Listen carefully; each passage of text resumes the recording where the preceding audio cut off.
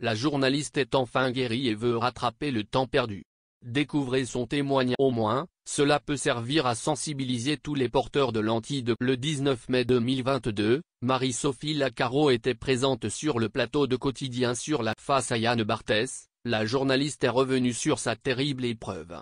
En effet, après 5 mois à essayer de soigner ses problèmes ophtalmologiques, elle vient tout juste de reprendre ses fonctions sur le JT de 13h de TF1. Celle-ci doit quand même avoir des aménagements de poste pour pouvoir ménager. Marie-Sophie Lacaro est partie en vacances au mois de décembre 2021 et elle n'est jamais revenue sur le plateau de TF1. En effet, elle a attrapé une bactérie très rare aux yeux qu'elle a mis 5 mois à éliminer. Ainsi, le lundi 16 mai était un grand jour pour la journaliste qui pouvait enfin reprendre son poste suite à son infection rare et sévère. Invitée dans l'émission de Quotidien sur TMC ce jeudi 19 mai, elle a bien voulu témoigner sur ces derniers mois d'août. Marie-Sophie Lacaro devait cohabiter avec des parasites dans les yeux. Marie-Sophie Lacaro a été victime d'un problème médical assez important. En effet, il s'agit d'une kératite amibienne.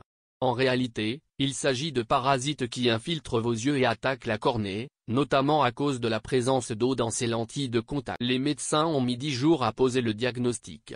Il suffit d'une goutte d'eau qui passe entre la lentille et les parasites, les amibes, qui sont présents dans l'eau du robinet peuvent entrer dans votre cornée et la manger, a-t-elle expliqué à l'animateur de 2 mois dans le noir total. Les 2 premiers mois de sa maladie ont été très compliqués pour Marie-Sophie Lacaro. En effet, elle a été contrainte de rester totalement dans le noir, pas d'écran, pas de livre. Elle avait d'importants maux de tête, alors, elle ne pouvait pas non plus écouter la radio ou de la musique. La présentatrice du JT explique qu'elle a beaucoup souffert. C'est très. Vous avez l'impression d'avoir des graviers ou des morceaux de verre. Ça gratte en permanence et ça provoque des douleurs qui vous remontent dans la tête et qui descendent dans les. Le spécialiste qui m'a suivi a pour habitude de dire que certaines douleurs peuvent aller jusqu'à 40 fois 7. On ne se pose pas de questions, on attend que ça aille mieux. Ce qui ne nous tue pas nous. Pour guérir, Marie-Sophie Lacaro a suivi un traitement très strict. En effet, elle devait s'appliquer des collyres très toxiques mais, en respectant les doses prescrites par les médecins, ses yeux ne devaient pas s'abîmer. Tous les jours, elle devait consulter un médecin spécialisé dans ces problèmes afin qu'il adapte au quotidien les. Aujourd'hui, elle est très reconnaissante envers lui.